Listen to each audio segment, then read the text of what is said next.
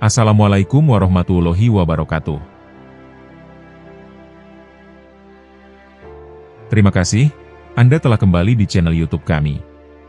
Saluran informasi yang mengkisahkan kisah-kisah Islami, serta kisah para ulama dan kekasih Allah. Kali ini, kami akan membahas tentang para waliullah dan makam keramat yang ada di wilayah DKI Jakarta. Siapa sajakah mereka? Serta apa sajakah keistimewaan yang mereka miliki, sehingga mendapat makom tinggi di sisi Allah Subhanahu wa Ta'ala? Untuk mengetahui jawabannya, simak pembahasan kami kali ini hingga akhir.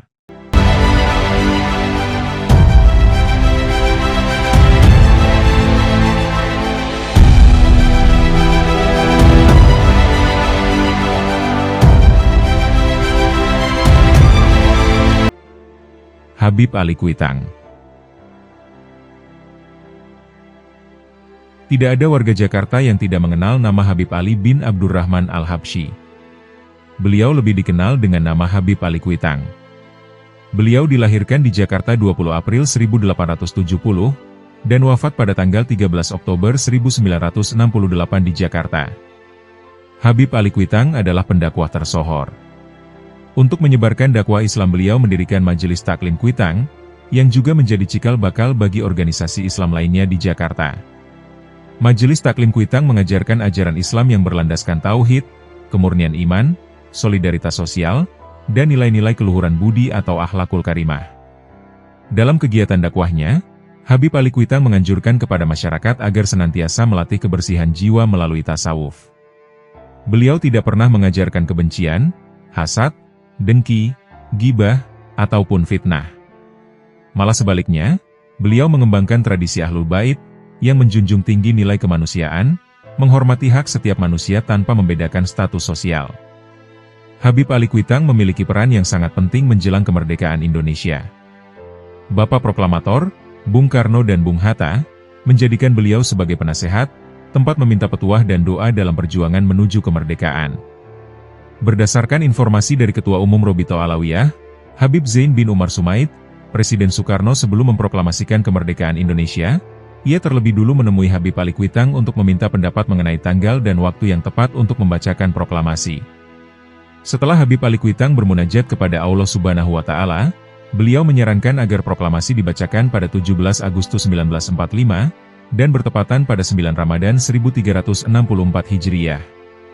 Menurut penuturan Ustadz Miftah El-Banjari, pakar linguistik Arab dan tafsir Al-Quran, semasa kecil Habib Ali Kuitang adalah seorang penuntut ilmu yang gigih. Dalam usia 12 tahun, Habib Ali Kuitang berangkat ke Hadramaut untuk menuntut ilmu. Beliau menempuh berbagai ragam bidang keilmuan untuk memperdalam khazanah keislaman, seperti ilmu fikih, tafsir, dan sejarah.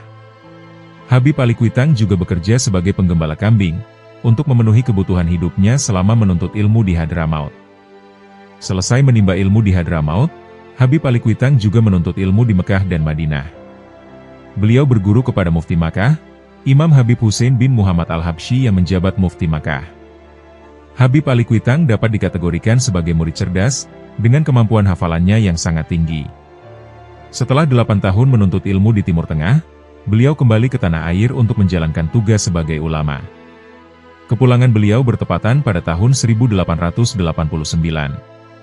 Ketika kembali ke tanah air, beliau tidak hanya disibukkan dengan urusan dakwah saja, akan tetapi beliau tetap bersemangat menuntut ilmu kepada ulama yang alim dan waro, seperti kepada Habib Hussein bin Muhsin Alatos Bogor, Habib Usman bin Yahya Jakarta, Habib Ahmad bin Abdullah bin Tholib Alatos Pekalongan, Habib Muhammad bin Ahmad Al-Muhdor Bondowoso, Al-Habib Muhammad bin Thohir Al-Hadad Tegal, dan Al-Habib Muhammad bin Idrus Al-Habsyi Surabaya. Di samping memiliki guru, Habib Ali Kuitang juga memiliki beberapa murid, yakni Dr. Kiai Haji Idam Halid, Guru Thohir Rohili Kampung Melayu, Kiai Haji Abdurrahman Wahid atau Gus Dur, Habib Abdurrahman bin Ahmad Assegaf Bukit Duri Tebet, atau Sayyidil Walid, Kiai Haji Abdullah Syafi'i, pendiri Majelis Taklim Asy-Syafi'iyah, dan Guru Marzuki Cipinang Muara. Secara politik, pandangan Habib Ali Kuitang lebih condong ke Nahdlatul Ulama. Hal ini dibuktikan dengan keikutsertaan beliau dalam Muktamar NU yang diadakan di Jakarta, tepatnya lapangan Ikada Monas. Di dalam acara tersebut beliau didaulat untuk membacakan doa. Informasi ini bersumber dari Kiai Haji Idam Halid, yang juga merupakan murid beliau. Habib Ali Kuitang meninggalkan legasi yang berharga bagi dunia Islam melalui kitab yang ditulisnya semasa hidup. Kitab-kitab beliau masih dipakai sebagai rujukan bagi ulama kalangan tradisionalis. Di antaranya adalah Al-Azhar Al-Wardiyah fi As-Surah An-Nabawiyah dan Ad-Duror fi As-Sholawat ala Khair Al-Bariyah. Makam beliau sering diziarahi umat Islam, terutama ketika peringatan Maulid Nabi Muhammad dan pada 25 Ramadan. Habib Kuncung. Habib Ahmad bin Alwi Al-Haddad adalah seorang yang memiliki horikul adah, yaitu di luar kebiasaan manusia pada umumnya, atau disebut dalam bahasa kewalian majedub, atau disebut dengan ahli darkah. Maksudnya, di saat orang dalam kesulitan dan sangat memerlukan bantuan, maka beliau akan muncul dengan tiba-tiba. Habib Kuncung lahir di Ghurfat Tarim Hadramaut, yakni pada tanggal 26 Syaban 1254 Hijriyah. Identitas yang melekat pada dirinya adalah seorang pedagang. Berdagang memang sudah dilakukan beliau saat masih muda. Posisi inilah yang membuatnya mengenal wilayah Asia Tenggara saat beliau berdagang sampai ke Singapura. Habib Kuncung pedagang yang lumayan sukses di Singapura. Beliau sampai memiliki peninggalan harta benda yang senilai dengan harga 30 rumah di sini, ujar Habib Salim bin Ahmad, salah satu kerabatnya di Kalibata. Mobilitas dirinya sebagai pedagang juga yang membuatnya menginjak tanah Bugis dan memperoleh istri di sana. Namun tak ada yang mengenal siapa istri Habib Kuncung itu. Dari perkawinan tersebut diketahui lahir seorang putra bernama Muhammad, yang kemudian mewarisi harta peninggalan Habib Kuncung di Singapura. Namun sayang Habib Muhammad kemudian meninggal dunia, hingga terputuslah garis keturunan Habib Kuncung. Habib Kuncung selalu hidup berpindah-pindah. Tak ada yang dapat memastikan Habib Kuncung menetap di satu tempat tertentu. Beliau hadir dan pergi sesukanya. Hanya saja, beliau memiliki tempat singgah di Kampung Melayu, yakni rumah seorang pegawai Gubernuran Batavia yang menjadi temannya. Habib Kuncung sering muncul di majelis ulama kalangan habaib di Jakarta, yang dipusatkan di kediaman Habib Ali Al-Habsyi Kuitang. Namun beliau dikenal masyarakat Bogor, karena banyak menghabiskan waktu di sana. Sebutan Kuncung yang menjadi gelarnya juga berasal dari Bogor. Masyarakat di sana menyebutnya seperti itu, karena beliau selalu mengenakan topi kuncung. Hidupnya yang bergaya pengembara, membuat tak banyak orang mengetahui sejarahnya secara persis. Beliau hadir dan dikenal masyarakat sebagai seorang ulama yang misterius, tapi berilmu tinggi. Banyak orang yang apabila mengalami masalah berat menghadap kepadanya, dan meminta nasihat maupun fatwa. Dan jika kebetulan dapat bertemu, Habib Kuncung pasti memberikan nasihat yang merujuk pada Al-Quran dan hadis. Beliau menunjuki pokok-pokok penyelesaian beserta literaturnya, dan kemudian menyuruh si peminta fatwa mengecek serta mengkajinya sendiri. Jika para ulama berkumpul dan membaca sebuah kitab, selalu Habib Kuncung yang membaca kitab itu, karena suaranya yang bagus, serta penguasaan bahasa Arabnya yang tinggi. Belakangan, karena kadang-kadang bersikap nyentrik dan tak biasa, Habib Kuncung terkadang dianggap gila. Tapi ini diyakini merupakan hal yang disengaja, karena beliau tak ingin dilebih-lebihkan orang. Saat itu beliau memang sudah mulai menunjukkan beberapa kelebihannya. Pernah pada satu ketika para ulama berkumpul di Kuitang, dan mereka ingin melakukan perjalanan ke Cirebon memenuhi sebuah undangan. Saat itu Habib Kuncung agak terlupakan, hingga tidak ikut rombongan ke stasiun. Para ulama kemudian berangkat pada pukul 7.30 pagi. Sesampainya di stasiun Cirebon, ternyata para ulama menemukan Habib Kuncung sudah di sana. Ketika ditanya, beliau mengaku sudah berada di stasiun itu sejak pukul 7.30. Rupanya ketika rombongan ulama naik kereta menuju Cirebon, Habib Kuncung juga berangkat ke Cirebon, tapi dengan caranya sendiri. Pernah pula suatu ketika Habib Kuncung membakar sampah dalam lubang besar, di sekitar lubang itu terdapat pohon pisang. Rupanya pohon pisang itu sengaja ditanam orang. Terang saja, melihat lubang sampah itu dibakar, pemilik pohon pisang marah besar kepada Habib Kuncung. Habib Kuncung hanya diam hingga api itu padam. Ternyata pohon pisang itu tak ada yang mati, bahkan kemudian tumbuhnya malah lebih bagus. Karomahnya yang lain, setiap kali Habib Kuncung memakai jasa tukang delman, delman itu pasti pulang lebih awal karena setoran menjadi mudah tercukupi. Kusirnya juga akan pulang dengan uang yang lebih dari biasanya. Makanya, saat itu banyak sekali tukang delman yang mengharap-harap agar delmannya dinaiki Habib Kuncung. Sekalipun bersikap aneh dan selalu muncul menghilang, Orang-orang mengenang Habib Kuncung sebagai pribadi terhormat yang soleh. Hal-hal yang dilakukannya merupakan satu bentuk ketawaduan. Beliau tak ingin orang memuja-muja dirinya dan punya pikiran macam-macam. Beliau ingin dikenal sebagai orang biasa saja. Begitu tawaduknya Habib Kuncung, sampai-sampai beliau tak pernah mau menerima hadiah, baik uang maupun pakaian. Beliau hanya ingin dapat tampil seperti biasa apa adanya. Sekalipun begitu, tak ada orang yang meragukan kapasitas Habib Kuncung sebagai waliullah. Makanya setelah kewafatannya beliau mendapat kehormatan sedemikian rupa. Hingga sekarang, masih banyak orang menziarahi makam Habib Kuncung di Kalibata, Jakarta Selatan.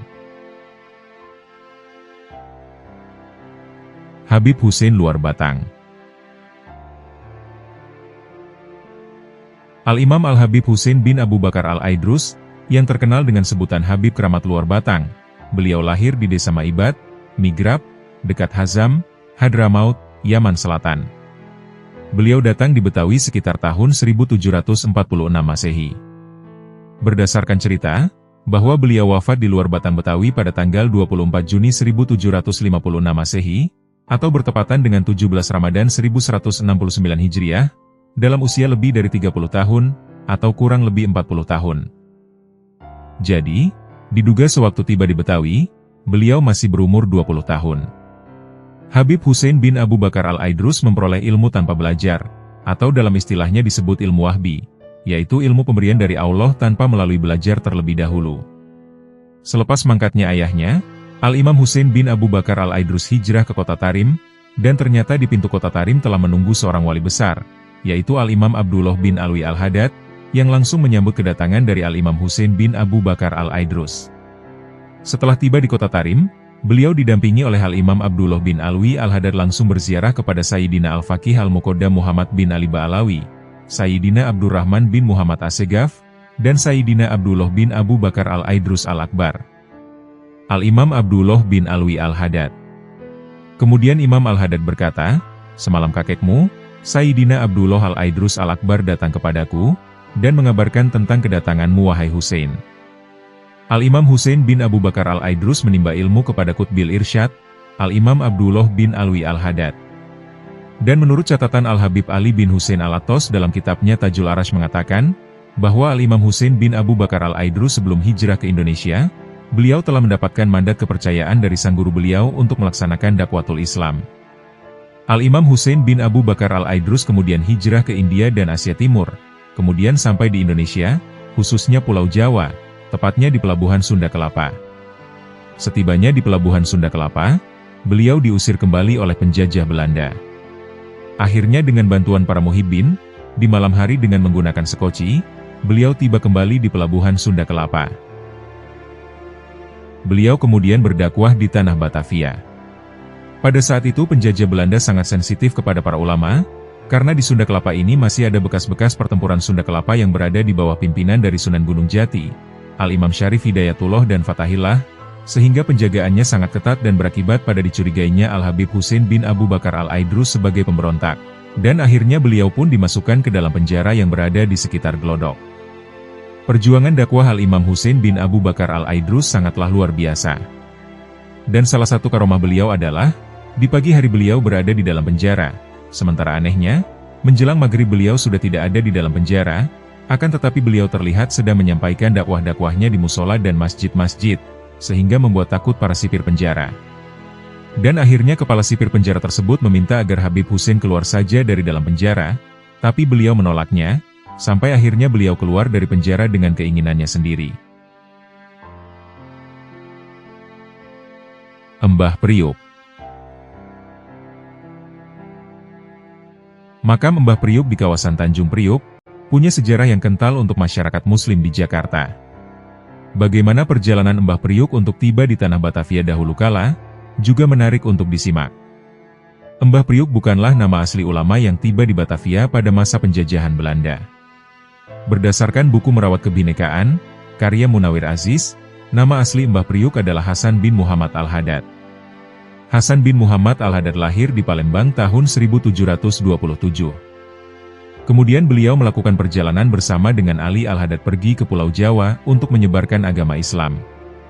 Membahas mengenai sejarah makam Mbah Priuk tentu diawali dengan perjalanannya dari tanah Sumatera ke Pulau Jawa. Pada tahun 1756, Mbah Priuk atau Habib Hasan bersama dengan Habib Ali Al-Haddad pergi ke Pulau Jawa dengan misi menyebarkan agama Islam. Kedua ulama ini berlayar selama 2 bulan menuju Batavia. Hal yang dihadapi kedua ulama ini cukup berat. Berdasarkan kisah yang tersebar dari mulut ke mulut, rintangan tersebut salah satunya adalah kapal Belanda dengan persenjataan lengkap. Kapal ini menyerang perahu yang ditumpangi Habib Hasan dan Habib Ali dengan peluru dari meriam. Meski begitu, tidak satupun peluru menyentuh perahu dua Habib ini. Kedua orang ini memang lolos dari serangan Belanda. Namun, kapal Habib Hasan malah digulung ombak besar, sehingga semua perlengkapan yang ada di dalam kapal hanyut terbawa gelombang. Dalam kisah itu, barang yang tersisa di perahu kedua Habib ini hanyalah alat penanak nasi zaman dulu, dan beberapa liter beras yang berserakan. Gelombang tidak serta-merta berhenti menghujam perahu tersebut. Ketika ombak yang lebih besar datang menghantam, perahu yang ditumpangi pun terbalik. Kedua ulama itu terseret, hingga ke semenanjung yang saat itu belum memiliki nama. Ketika ditemukan oleh masyarakat sekitar, Habib Hasan sudah tidak bernyawa, sedangkan Habib Ali Al-Haddad masih hidup. Di samping kedua ulama tersebut juga ditemukan periuk, dan sebuah dayung yang tadi ada di perahu mereka. Jenazah Habib Hasan kemudian dimakamkan tidak jauh dari tempatnya ditemukan. Untuk menandai makam tersebut, dayung yang menyertainya tersebut dijadikan nisan, sedangkan periuk diletakkan di samping makam. Kisah tadi juga dipercaya sebagai cikal bakal nama kawasan Tanjung Priuk. Masih dalam cerita yang sama, diceritakan bahwa dayung yang dijadikan nisan tumbuh menjadi pohon Tanjung. Sementara periuk atau penanak nasi tradisional yang diletakkan di sisi makam terseret arus ombak, hingga ke tengah laut. Menurut cerita setempat, 3 hingga 4 tahun setelah pemakaman itu, masyarakat beberapa kali melihat periuk yang terbawa ombak kembali menghampiri makam Habib Hasan. Oleh karena cerita tersebut, diyakinilah, kisah ini yang melatar belakangi sebutan periuk untuk kawasan di utara Jakarta. Itulah informasi mengenai sejarah makam Mbah Priuk, sosoknya yang punya tujuan mulia bagi umat Islam di Jakarta, serta cikal bakal nama Tanjung Priuk. Pangeran Jayakarta. Sebelum bernama Jakarta, wilayah ibu kota dulunya pernah disebut dengan berbagai nama, salah satunya adalah Jayakarta. Nama Jayakarta diberikan oleh Kesultanan Demak pada 1527, setelah berhasil menggagalkan pendudukan Portugis di kota pelabuhan tersebut. Ketika VOC mulai berkuasa di Nusantara, Jayakarta dikuasai oleh Pangeran Jayakarta. Dalam perkembangannya, Pangeran Jayakarta menjadi musuh bebuyutan VOC. Setelah ditaklukkan oleh Demak pada 1527, wilayah Jayakarta diberikan kepada Banten, yang kemudian berkembang menjadi Kesultanan Banten. Ketika Kesultanan Banten diperintah oleh Sultan Maulana Hasanuddin, putra Sunan Gunung Jati, pelabuhan Jayakarta diserahkan kepada anak buahnya yang bernama Pangeran Sungersa Jayawikarta, atau dikenal sebagai Pangeran Ahmad Jakarta. Setelah berkuasa cukup lama di Jayakarta, Pangeran Sungersa Jayawikarta memiliki seorang putra yang diberi nama Pangeran Jayakarta. Pangeran Jayakarta pun mewarisi jabatan ayahnya sebagai penguasa Jayakarta. Namun ada versi lain yang mengatakan, bahwa Pangeran Jayakarta adalah anak dari Tubagus Angke dan Ratu Pembayun. Terlepas dari perbedaan pendapat terkait silsilahnya, tetapi yang pasti Pangeran Jayakarta adalah penguasa Jayakarta. Konflik antara VOC dan Pangeran Jayakarta diperkirakan berlangsung antara tahun 1910 hingga 1919. Pada awal kedatangannya, VOC disambut baik oleh Pangeran Jayakarta, bahkan diberi hak atas wilayah di sisi timur muara Sungai Ciliwung. Namun, ketika daerah tersebut menjadi pelabuhan yang ramai, VOC tidak puas, dan mulai menerapkan monopoli perdagangan. Hal inilah yang kemudian menyulut konflik antara Pangeran Jayakarta dengan VOC. Pasalnya, monopoli itu diketahui sangat merugikan dan menyengsarakan rakyat. Dengan dibantu oleh pasukan dari Banten dan Inggris, Pangeran Jayakarta berhasil menyudutkan pasukan Belanda. Kondisi tersebut lantas membuat Jenderal Pieterszoon Koen melarikan diri ke Ambon untuk meminta bala bantuan. Sementara Pieterszoon kabur ke Ambon, di Jayakarta mulai timbul permasalahan antara Banten dengan Inggris. Setelah Inggris menyingkir dari Jayakarta, J.P. Koen kembali dengan bantuan pasukan dari Ambon. Dengan kekuatan yang lebih besar, JP Chun berhasil meruntuhkan pertahanan pasukan Banten dan Pangeran Jayakarta. Alhasil, pasukan Banten melarikan diri ke arah barat dan selatan, sedangkan pasukan Pangeran Jayakarta melarikan diri ke wilayah yang saat ini dikenal sebagai Jatinegara Kaum Jakarta Timur. Wafat di Jatinegara, Pangeran Jayakarta menjadi penguasa kota pelabuhan Jayakarta di bawah Kesultanan Banten antara tahun 1602 hingga 1619. Setelah diusir VOC, Pangeran Jayakarta memulai kehidupan di Jatinegara Kaum bersama keluarga dan kerabatnya. Di daerah tersebut, ia membangun sebuah masjid yang sekarang bernama Masjid As-Salafiyah. Selain sebagai tempat ibadah, masjid ini juga digunakan untuk menyusun strategi melawan Belanda. Namun, upaya Pangeran Jayakarta dalam menumpas VOC terus mengalami kegagalan. Pangeran Jayakarta wafat pada tahun 1640, dan dimakamkan di Jalan Jatinegara Kaum Raya nomor 49 Jakarta Timur. Kendati demikian, makamnya baru terungkap pada 1956, sekitar 3 abad setelah kematiannya. Hal ini karena Pangeran Jayakarta selalu menyembunyikan identitasnya, agar tidak diketahui oleh VOC. Sampai saat ini, makam Pangeran Jayakarta masih ramai dikunjungi para peziarah dari berbagai macam kalangan. Waliullah Kampung Bandan. Masjid Al-Mukarromah adalah salah satu masjid tua di Jakarta yang dibangun pada abad ke-18. Lokasinya kini berada di Jalan Lodan, Kampung Bandan, Kelurahan Ancol, Kecamatan Pademangan, Jakarta Utara. Dalam bahasa Arab, nama masjid ini memiliki arti mulia atau yang dimuliakan. Masjid ini pertama kali dibangun sebagai sebuah musola di dekat 2 makam ulama besar Batavia, oleh Said Abdul Rahman bin Alwi Asy-Syatiri pada tahun 1879. Beliau wafat tahun 1908, dan putra beliau Said Alwi bin Abdul Rahman bin Alwi Asy-Syatiri yang kemudian membangun musola tersebut sebagai sebuah masjid. Sejarah pembangunan masjid ini terbilang cukup unik. Habib Abdurrahman bin Alwi Asy-Syatiri adalah seorang saudagar, yang pada suatu kesempatan sekitar tahun 1874 berkunjung ke kediaman Habib Abdullah bin Musin Al-Atos di Empang, Bogor. Awalnya Habib Abdurrahman hanya berniat mengadu masalah usaha dagangnya. Tapi, lalu Habib Abdullah menyuruh beliau menelusuri 2 makam ulama besar di Batavia. Jika ditemukan, Habib Abdullah berpesan agar Habib Abdurrahman memelihara dan mendirikan tempat ibadah di dekat makam tersebut. Dijelaskannya, kedua makam itu adalah para wali Allah. Semasa hidupnya, mereka berdakwah dan menyebarkan syiar Islam di tengah-tengah perkampungan para Buddha dari Banda yang terzolimi ulah jahat penjajah. Keduanya terlibat dalam pemberontakan kepada VOC di tahun 1682. Setelah melakukan penelusuran ditemukan 2 makam berdampingan yang terletak di Kampung Bandan. Habib Abdullah pun membenarkan bahwa kedua makam itu merupakan 2 ulama yang dicarinya. Habib Abdurrahman mengikuti amanat Habib Abdullah dengan membeli tanah tempat keberadaan makam tersebut, mendirikan tempat singgah dan sholat untuk peziarah di tahun 1879, dan meneruskan ajaran agama Islam di sana. Habib Abdurrahman wafat pada 1908. Kepengurusan tempat ibadah yang awalnya hanya berbentuk musola ini, kemudian diteruskan oleh putranya, Habib Alwi bin Abdurrahman Asy-Syatiri.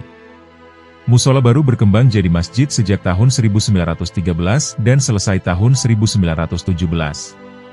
Seiring waktu, perbaikan Masjid Keramat Kampung Bandan dilakukan karena semakin banyaknya pengunjung yang ingin berziarah. Perluasan dilakukan di ruang utama, lalu ke bagian depan, sisi kiri kanan, dan belakang masjid mengalami perbaikan. Peziarah ramai datang di bulan-bulan tertentu, misalnya bulan Maulid dan Syaban, menjelang puasa. Dari mana saja, mulai hanya Jabodetabek, hingga Kalimantan. Sampai kini, di sisi utara gedung Masjid Keramat Kampung Bandan, masih ada 3 makam. 2 makam berturut adalah Habib Muhammad bin Umar Al-Qudsi, yang wafat 23 Muharram 1118 Hijriah, atau pada tahun 1705 Masehi, dan Habib Ali bin Abdurrahman Ba'alwi, yang wafat 15 Ramadan 1122 Hijriah, atau pada tahun 1710 Masehi. Satu makam terakhir adalah makam Habib Abdurrahman bin Alwi Asy-Syatri, yang wafat 18 Muharram 1326 Hijriah, atau pada tahun 1908, dan tak lain adalah sang pendiri masjid itu. Waliullah Al-Hawi. Terdapat sejarah makam Al-Hawi Condet yang menjadi saksi sejarah migrasi keturunan Arab. Telah kita ketahui, masyarakat Betawi cenderung senang terhadap kegiatan berziarah kubur. Masyarakat Betawi mengunjungi makam-makam para alim ulama, para wali, para habaib, yang mereka dianggap mempunyai karomah. Di antaranya makam Mualim Kiai Haji Muhammad Syafi'i Hadzami hingga makam Al-Hawi Condet di Jakarta Timur. Masyarakat keturunan Arab di Jakarta dapat ditemukan di sejumlah tempat, misalnya di Condet, Kampung Melayu, dan sebagainya. Sejarah makam Al-Hawi Condet di Jakarta Timur ini menjadi saksi sejarah migrasi keturunan Arab. Mengutip dari sejarah dan perkembangan komunitas keturunan Arab di Condet, Jakarta Timur abad 19, oleh EDP Pratama, di dalam Masjid Al-Hawi terdapat makam. Makam ini diakui sebagai makam orang Arab pertama yang menginjakan kakinya di Condet, Jakarta Timur, dan menyebarkan ajaran Islam di sana. Masjid Al-Hawi didirikan pada tahun 1926, oleh Habib Muhammad bin Ahmad Al-Haddad di atas tanah wakaf. Sejak awal, masjid ini berfungsi sebagai pusat kegiatan keagamaan bagi masyarakat Condet dan sekitarnya. Dari segi arsitektur, masjid ini mengkombinasikan unsur tradisional dengan sentuhan modern, menciptakan tampilan yang khas. Masjid Al-Hawi merupakan salah satu destinasi wisata religi di Jakarta. Banyak orang mengunjunginya untuk beribadah, berziarah, atau sekedar merasakan ketenangan dan kedamaian di lingkungan masjid. Banyak wali keturunan Rasulullah yang dimakamkan di tempat ini. Tokoh pertama yang dimakamkan di lokasi ini adalah Habib Muhsin bin Muhammad Al-Atos. Di kompleks makam Al-Hawi, terdapat setidaknya 21 makam, termasuk makam Habib Umar bin Hud Al-Atos, yang beristirahat bersama Habib Muhsin bin Muhammad Al-Atos. Makam Al-Hawi Condet terletak di Jalan Raya Condet nomor 44, RT 2 RW 6, Cililitan, Kecamatan Kramat Jati, Kota Jakarta Timur. Dahulu bila tentara Belanda latihan baris berbaris, pasti melewati Kramat Al-Hawi. Para tentara kalau menyebut para wali Allah itu adalah anak Tuhan. Saat itu, sekitar ratusan tentara Belanda bersiap untuk latihan baris berbaris, dan menginstruksikan kepada semua batalionnya bila melewati kawasan Kramat Al-Hawi, supaya jangan bersuara berisik, semuanya harus diam dan menghormati para anak Tuhan, maksudnya para wali Allah. Saat mulai baris berbaris mereka lalu menyanyikan lagu kebangsaan Belanda, dan mulailah sang komandan memberi perintah untuk mulai gerak jalan. Semuanya berjalan dengan baik, dan saat sang komandan dan pasukannya melewati makam para wali Allah di Kramat Al-Hawi, sang komandan kemudian membuka topi dan menunduk, sambil berjalan tanpa suara-suara lagu kebangsaan. Subhanallah, ia benar-benar menghormati, tapi komandan ini tidak sadar bahwa ada 3 batalion yang barisannya tertinggal, dan menyanyikan lagu kebangsaan dengan semangat. Tanpa disadarinya, 3 batalion ini melewati makam Kramat Al-Hawi. Dan dengan gagahnya, mereka pun membawa lagu kebangsaannya. Walhasil 3 batalion ini muter-muter aja di wilayah makam keramat para wali Allah, sampai larut malam. Komandannya baru menyadari, kalau 3 batalionnya belum balik ke markas, dan ketika dicek mereka semua masih berputar-putar. Kemudian sang komandan mendatangi pengurus makam keramat tersebut, dan meminta maaf kepada para wali-wali Allah. Dikisahkan dari seorang ulama, beliau pernah bercerita. Makam keramat Al-Hawi berada di pinggir jalan, dan jalan tersebut selalu macet.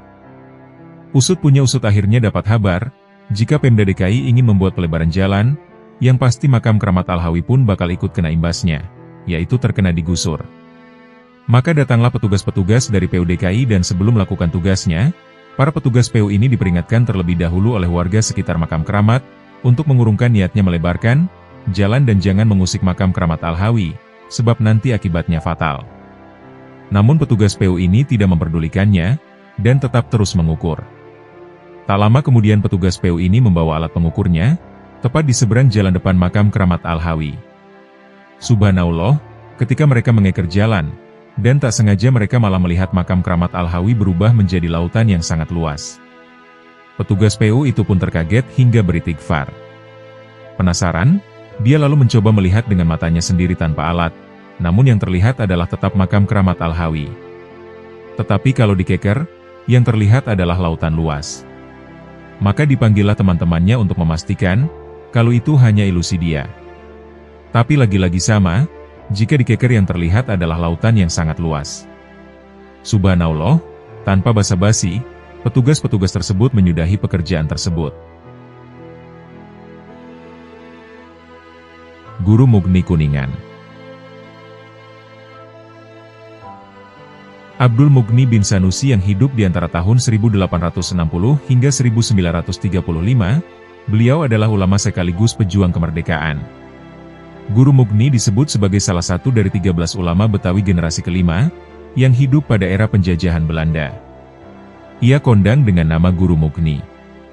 Lahir sekitar tahun 1860 di Kampung Kuningan, Jakarta, dan wafat dalam usia 70 tahun, ulama Betawi ini memiliki nama lengkap Abdul Mugni bin Sanusi bin Ayyub bin Kais.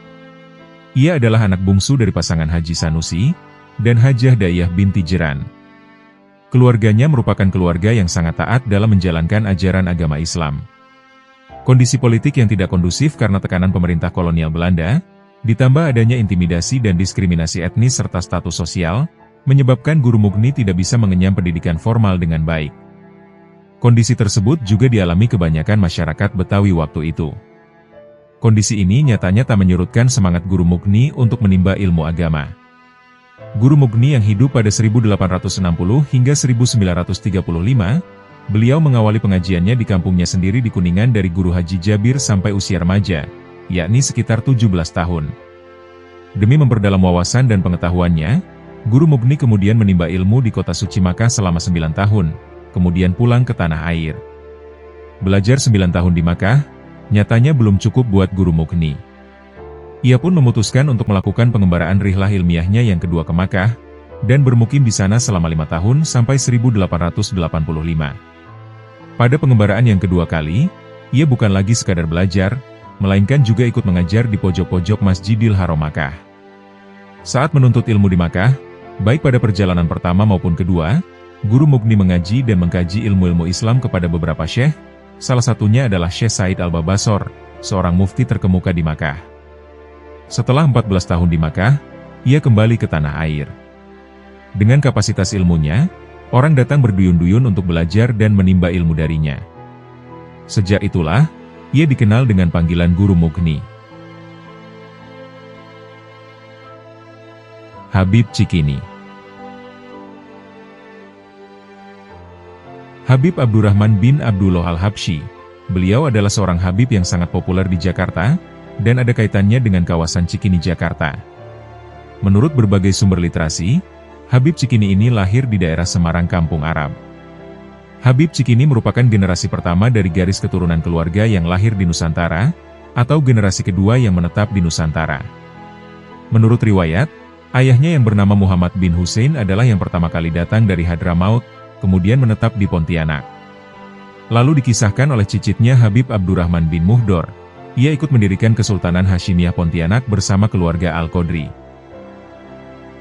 Dalam catatan pada kitab rujukan Nasab Alawiyin, susunan Habib Ali bin Ja'far As-Segaf, dituliskan dengan jelas bahwa ayah Habib Abdurrahman adalah seorang kelahiran Hadramut Yaman, tepatnya di Tarbeh. Habib Abdurrahman tinggal di Jakarta di rumah sang maestro lukis Indonesia Raden Saleh, atau Saleh bin Husein bin Yahya, dan menikah dengan seorang wanita asal Jakarta Jatinegara yang bernama Nyai Salmah. Di halaman rumahnya berdiri sebuah langgar atau musola tempat mengajarnya, karena ia merupakan salah satu guru dari Habib Ahmad bin Alwi Al-Haddad, atau Habib Kuncung, dan murid-murid yang istiqomah menjadi ulama besar. Ilmu-ilmu yang diajarkannya lebih banyak ilmu-ilmu tasawuf.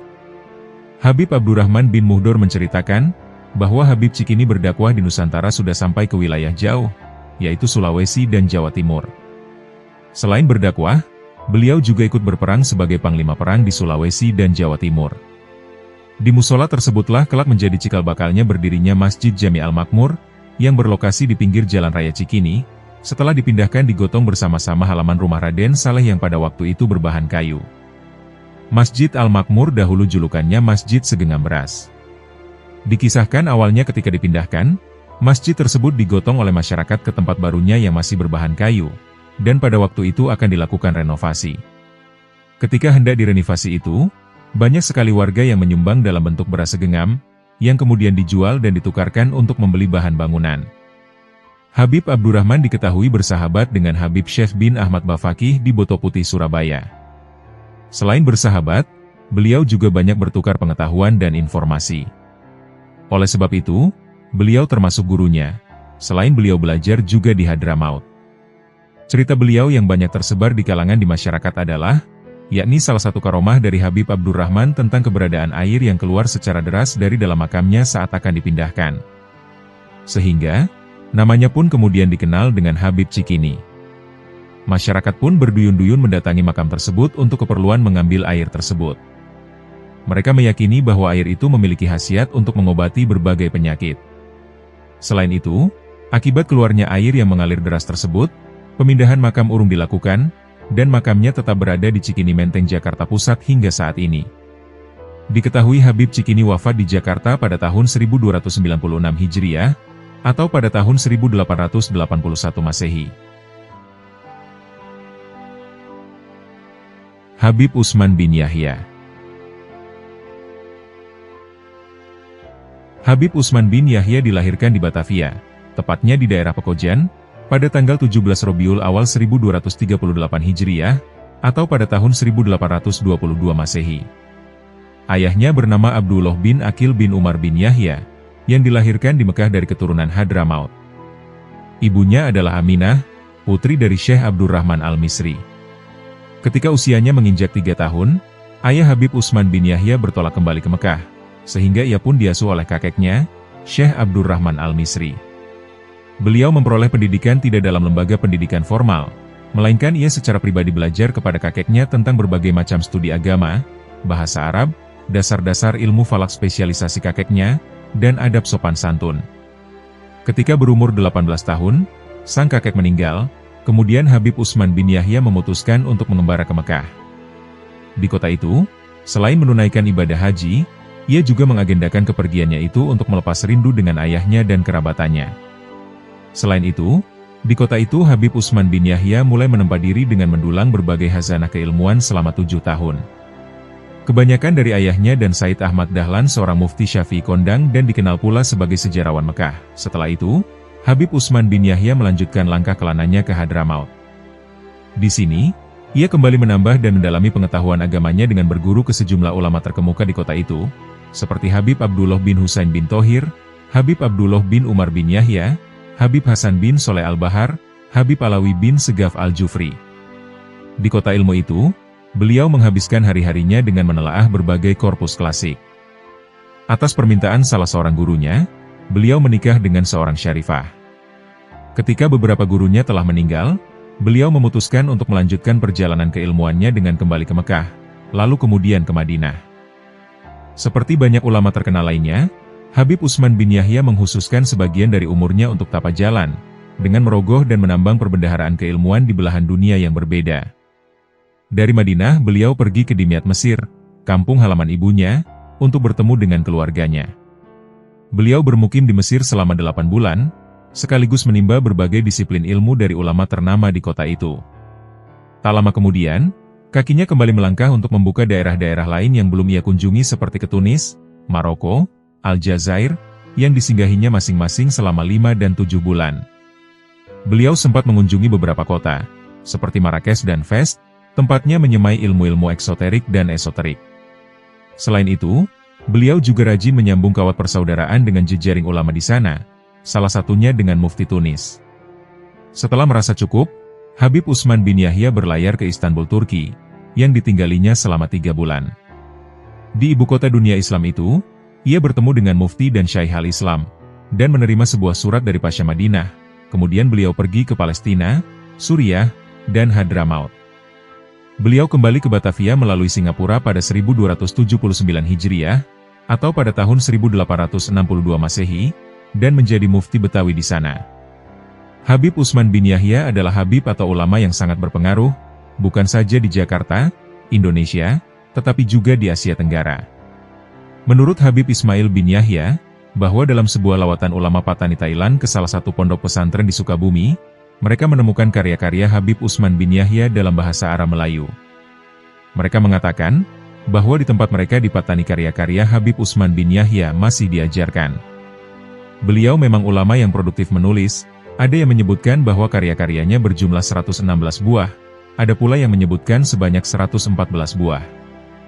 Habib Ali Yahya, mantan wapemret majalah Al-Kisah, Ia menyebutkan bahwa karya Habib Utsman bin Yahya ada 150-an buah. Salah seorang ulama yang masih menyimpan hampir semua karya-karya Habib Utsman bin Yahya adalah Kiai Haji Tubagus Ahmad Bakri, atau yang akrab dipanggil Mama Sempur Pleret, karena ia tinggal di daerah Sempur Pleret Purwakarta.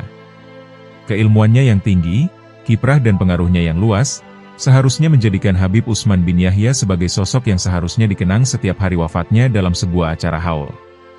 Namun beliau sudah berwasiat kepada keluarganya, agar jika beliau wafat jangan diadakan haul untuk dirinya.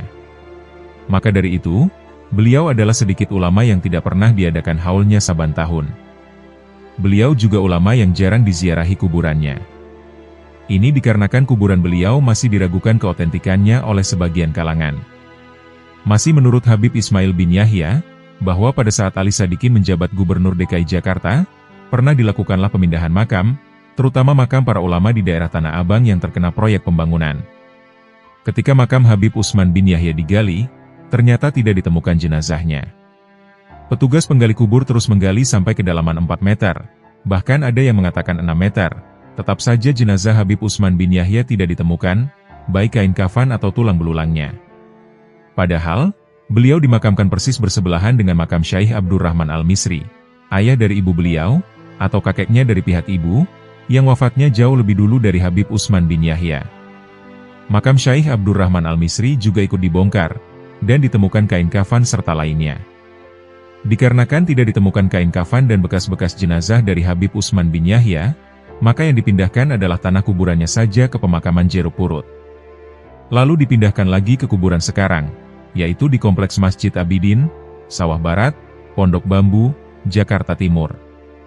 Jadi, yang dimaksud dengan kuburan Habib Utsman bin Yahya di Kompleks Masjid Abidin adalah kuburan simboliknya, bukan kuburan sebenarnya. Sayyidil Wali Bukit Duri. Habib Abdurrahman bin Ahmad Assegaf, atau yang lebih dikenal dengan sebutan Sayyidul Walid, beliau adalah sosok ulama karismatik, ahli fikih, ahli lughah, ahli tasawuf yang diyakini masyarakat sebagai waliullah karena memiliki beberapa keistimewaan.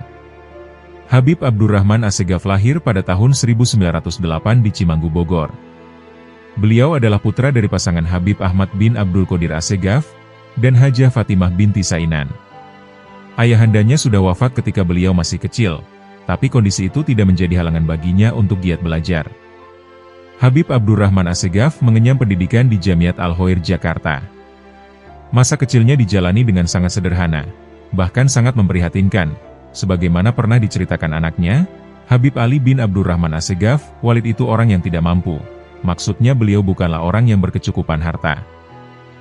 Bahkan beliau pernah berkata, barangkali dari seluruh anak yatim yang ada, yang termiskin adalah saya. Waktu Lebaran, ketika anak-anak mengenakan sandal atau sepatu, saya tidak punya sandal apalagi sepatu, bahkan tidurnya pun di bangku sekolah. Tapi kesulitan seperti itu tidak menyurutkan beliau untuk giat belajar. Ketika masih belajar di Jamiat Al-Khoir, prestasi Habib Abdurrahman Assegaf sangat cemerlang. Beliau selalu menempati peringkat pertama. Nilainya bagus, dan akhlaknya menjadi teladan bagi teman-temannya. Dalam urusan menuntut ilmu kepada seorang ulama, Habib Abdurrahman Assegaf tidak segan-segan melakukannya dengan bersusah payah, walau harus menempuh perjalanan puluhan kilometer. Sebagaimana cerita dari sang cucu, Sayyidul Walid itu kalau berburu ilmu sangat keras. Beliau rela dan sanggup menempuh perjalanan hingga berkilo-kilometer untuk belajar kepada Habib Abdullah bin Musin Al-Atos, atau Habib Keramat Empang, Bogor. Habib Abdurrahman Assegaf adalah salah satu murid kinasi Habib Abdullah bin Musin Al-Atos, atau Habib Keramat Empang Bogor. Ikatan hubungan antara keduanya sangat dekat, gurunya sayang kepada murid, murid pun taat dan takzim kepada guru. Kedekatan Habib Abdurrahman Assegaf dengan gurunya ini digambarkan oleh cucunya, Habib Ahmad bin Ali Assegaf, dengan sebuah cerita tentang pengabdian sang kakek kepada sang guru, yaitu bahwa ketika Habib Abdurrahman Assegaf belajar di Keramat Empang Bogor, ketika genteng atap rumah gurunya bocor, dialah yang kemudian naik ke atas rumah untuk memperbaiki genteng, sehingga tidak bocor lagi. Semasa menuntut ilmu, Habib Abdurrahman sangat tekun dan rajin, itulah sebabnya beliau mampu menyerap ilmu yang diajarkan guru-gurunya. Ketekunannya yang luar biasa mengantarnya menguasai semua bidang ilmu agama. Kemampuan berbahasa yang bagus pun mengantarnya menjadi penulis dan orator yang handal. Beliau tidak hanya sangat menguasai bahasa Arab, tapi juga bahasa Sunda dan Jawa halus. Habib Abdurrahman tidak sekedar disayang oleh para gurunya, tapi lebih dari itu, beliau pun murid kebanggaan. Beliaulah satu-satunya murid yang sangat menguasai tata bahasa Arab, ilmu alat yang memang seharusnya digunakan untuk memahami kitab-kitab klasik yang lazim disebut kitab kuning. Para gurunya menganjurkan murid-murid yang lain mengacu pada pemahaman Habib Abdurrahman, yang sangat tepat berdasarkan pemahaman dari segi tata bahasa. Setelah menginjak usia dewasa, Habib Abdurrahman dipercaya sebagai guru di madrasahnya. Disinilah bakat dan keinginannya untuk mengajar semakin menyala. Beliau menghabiskan waktunya untuk mengajar. Dan hebatnya, Habib Abdurrahman ternyata tidak hanya piawai dalam ilmu-ilmu agama, tapi bahkan juga pernah mengajar atau lebih tepatnya melatih bidang-bidang yang lain, seperti melatih kelompok musik, dari seruling sampai trompet, drum band, bahkan juga baris berbaris. Ketika berusia 20 tahun, beliau pindah ke Bukit Duri, dan berbekal pengalaman yang cukup panjang, beliau pun mendirikan madrasah sendiri, Madrasah Sakofah Islamiyah, yang hingga sekarang masih eksis di Bukit Duri, Jakarta. Sebagai madrasah khusus, sampai kini Sakofah Islamiyah tidak pernah merujuk kurikulum yang ditetapkan oleh pemerintah, mereka menerapkan kurikulum sendiri. Dan uniknya, madrasah ini menggunakan buku-buku terbitan sendiri yang disusun oleh sang pendiri, Habib Abdurrahman As-Segaf. Di sini, siswa yang cerdas dan cepat menguasai ilmu bisa loncat kelas. Dunia pendidikan memang tak mungkin dipisahkan dari Habib Abdurrahman, yang hampir seluruh masa hidupnya beliau baktikan untuk pendidikan. Beliau memang seorang guru sejati. Selain pengalamannya banyak, dan kreativitasnya dalam pendidikan juga luar biasa, pergaulannya pun luas, terutama dengan para ulama dan kaum pendidik Jakarta. Dalam keluarganya sendiri, Habib Abdurrahman dinilai oleh putra-putrinya sebagai sosok ayah yang konsisten, dan disiplin dalam mendidik anak. Beliau selalu menekankan kepada putra-putrinya untuk menguasai berbagai disiplin ilmu, dan menuntut ilmu kepada banyak guru. Sebab, ilmu yang dimilikinya tidak dapat diwariskan. Sebagai ulama sepuh yang sangat alim, beliau sangat disegani dan berpengaruh, juga layak diteladani. Bukan hanya kegigihannya dalam mengajar, tapi juga produktivitasnya dalam mengarang kitab. Kitab-kitab buah karyanya tidak sebatas satu macam ilmu agama, melainkan juga mencakup berbagai macam ilmu. Mulai dari tauhid, tafsir, akhlak, fikih, hingga sastra. Bukan hanya dalam bahasa Arab, tapi juga dalam bahasa Melayu dan Sunda yang ditulis dengan huruf Arab, yang dikenal sebagai huruf Jawi atau pegon. Kitab karyanya, antara lain, Hilyatul Janan fi Hadil Quran, Syafinatus Said, Misbahuz Zaman, Bunyatul Ummahat, dan Buah Delima. Sayang, puluhan karya itu hanya dicetak dalam jumlah terbatas dan memang hanya digunakan untuk kepentingan para santri dan siswa Madrasah Sakofah Islamiyah. Habib Abdurrahman juga dikenal sebagai ulama yang sangat disiplin, sederhana dan ikhlas. Dalam hal apapun beliau selalu mementingkan kesederhanaan. Dan kedisiplinannya tidak hanya dalam hal mengajar, tapi juga dalam soal makan. Wali tidak akan pernah makan sebelum waktunya, dimanapun ia selalu makan tepat waktu, kata Habib Ali. Mengenai kedermawanannya, Habib Abdurrahman As-Segaf selalu siap menolong siapa saja yang membutuhkan bantuannya. Bahkan, beliau sering datang ke daerah-daerah yang jauh, untuk memberikan bantuan berupa kebutuhan pokok kepada para pendakwah di daerah tersebut.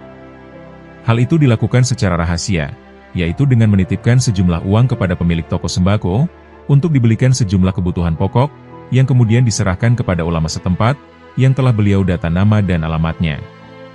Ketika ditanyakan oleh anak cucu tentang hal itu, beliau menjawab, itu sebagai ucapan terima kasih saya, karena ulama tersebut telah berdakwah menyampaikan ajaran Islam di sana, sebab saya pribadi belum mampu berdakwah secara langsung di sana.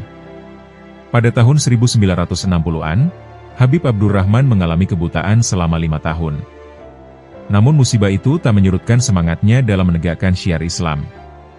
Pada masa-masa itulah beliau menciptakan rangkaian syair indah memuji kebesaran Allah Ta'ala dalam sebuah tawasul, yang kemudian disebut Tawasul Al-Walid Al-Habib Abdurrahman bin Ahmad As-Segaf.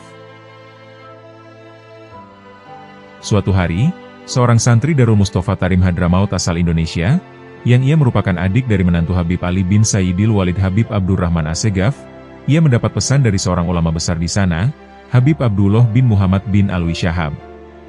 Saya mimpi bertemu Rasulullah Shallallahu Alaihi Wasallam, tapi wajahnya menyerupai Habib Abdurrahman bin Ahmad Assegaf. Tolong beritahu anak-anak beliau di Indonesia, katakan pada anak-anak beliau, jangan jauh-jauh dari Walid. Sang santri itu langsung menelepon keluarganya di Indonesia. Hingga akhirnya kabar dari ulama Hadramaut itu diterima keluarga Habib Abdurrahman di Bukit Duri, Jakarta. Seminggu kemudian, apa yang diperkirakan itu pun tiba. Tepatnya Senin siang jam 12.45, tanggal 26 Maret 2007, atau bertepatan dengan 7 Rabiul Awal 1428 Hijriah, langit Jakarta seakan mengelam. Kaum muslim ibu kota terguncang oleh berita wafatnya Al-Alamah Al-Arif Billah, Al-Habib Abdurrahman Assegaf, dalam usianya kurang lebih 105 tahun.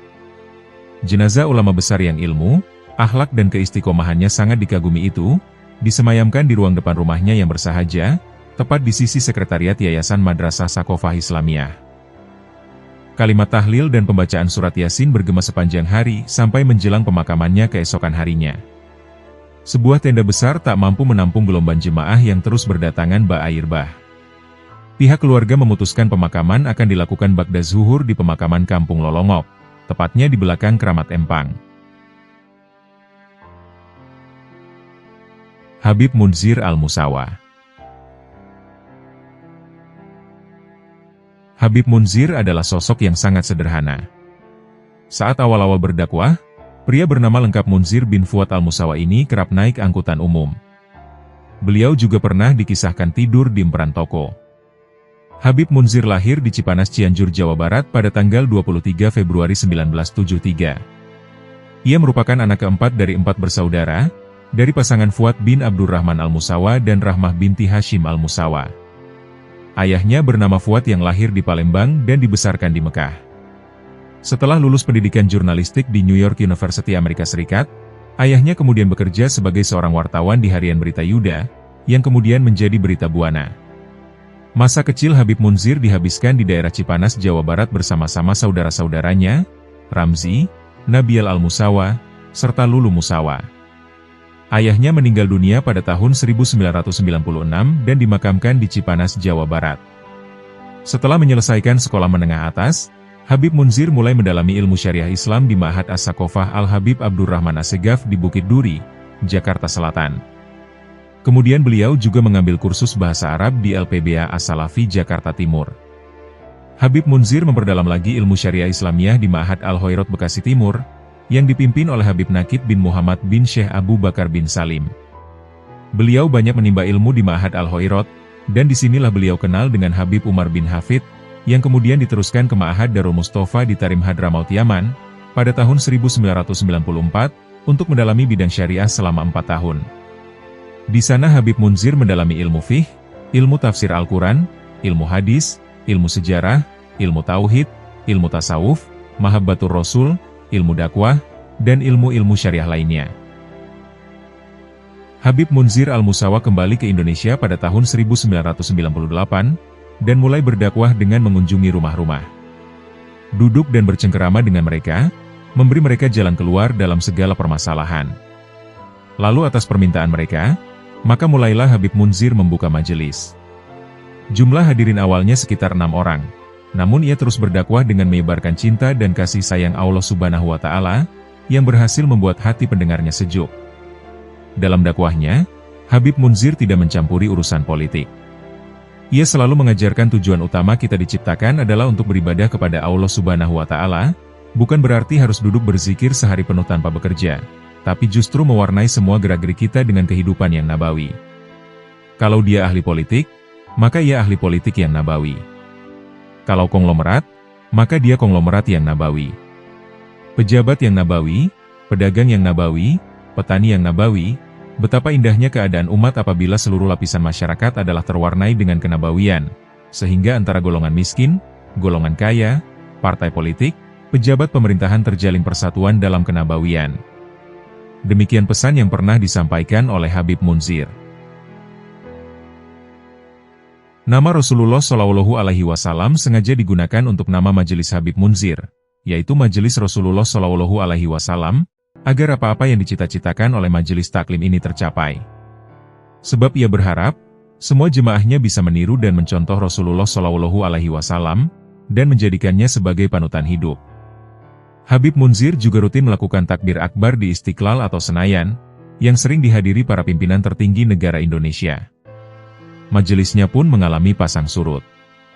Awal berdakwah, Habib Munzir memakai kendaraan umum. Turun naik bus, menggunakan jubah dan surban, serta membawa kitab-kitab. Tak jarang Habib Munzir mendapat cemoohan dari orang-orang sekitar. Ia bahkan pernah tidur di emperan toko ketika mencari murid dan berdakwah. Kini majelis taklim yang diasuhnya setiap malam Selasa di Masjid Al-Munawwar Pancoran Jakarta Selatan, yang dulu hanya dihadiri 3 hingga 6 orang, kini sudah berjumlah sekitar 30.000 hadirin. Habib Munzir sudah membuka puluhan majelis taklim di seputar Jakarta dan sekitarnya. Ia juga membuka majelis di rumahnya setiap malam Jumat, yang bertempat di Jalan Kemiri Cidodol Kebayoran. Habib Munzir sering dikunjungi Rasulullah dalam mimpinya. Suatu waktu beliau bermimpi bersimpuh dan memeluk lutut sang Nabi, dan kemudian berkata, "Wahai Rasulullah Shallallahu, aku rindu padamu, jangan tinggalkan aku lagi, butakan mataku, saya tidak mau melihat, asal bisa melihatmu." Dalam mimpinya, Rasulullah Shallallahu Alaihi Wasallam menepuk bahunya, dan berkata, "Tenanglah Munzir, sebelum usiamu mencapai 40 tahun insya Allah engkau sudah jumpa denganku." Maka setelah mendapat mimpi itu beliau pun terbangun. Dalam suatu kesempatan Habib Munzir menceritakan mimpinya ini kepada jamaah, dan berkata, "Usia saya kini 37 tahun, dan jika seandainya ada sesuatu yang terjadi, teruskan perjuangan Sayyidina Muhammad Shallallahu Alaihi Wasallam." Seakan ingin menunjukkan kuasa Allah, mimpi itu terbukti benar adanya. Pada hari Ahad tanggal 15 September 2013, Habib Munzir wafat saat usianya belum genap 40 tahun. Umat pun ramai berdatangan untuk mengantar ke pemakamannya. Demikianlah pembahasan kami tentang para waliullah dan makam keramat yang ada di wilayah DKI Jakarta. Semoga Allah Subhanahu wa Ta'ala mengumpulkan kita dengan para kekasihnya, di dunia maupun akhirat. Semoga kita dapat meneladani kepribadian akhlak para kekasih Allah, serta mengambil hikmah dari kisah-kisahnya. Dan semoga dengan apa yang telah kami sampaikan, dapat menambah ketakwaan kita kepada Allah Subhanahu wa Ta'ala. Wallahu a'lam bishawab.